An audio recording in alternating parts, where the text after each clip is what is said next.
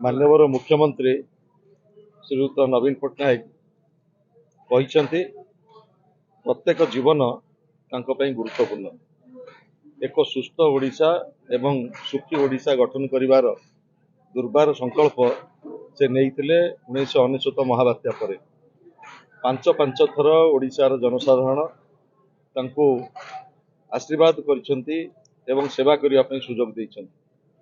स्वाधीनतार 77 वर्ष अतिक्रांत होईछि।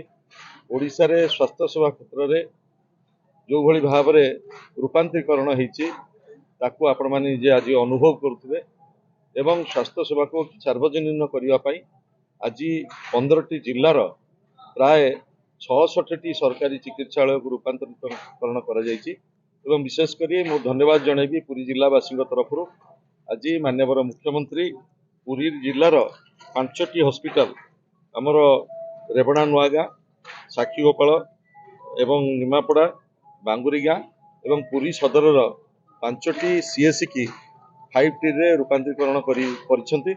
सेथिपई अंचलवासी तरफ जिलावासी तरफ मो माननीय मुख्यमंत्री श्रीयुत नवीन पट्टनायक एवं 5T रो अध्यक्ष श्रीयुत भी कार्तिक पांड्यान को धन्यवाद एवं कृतज्ञता जनाऊँगी।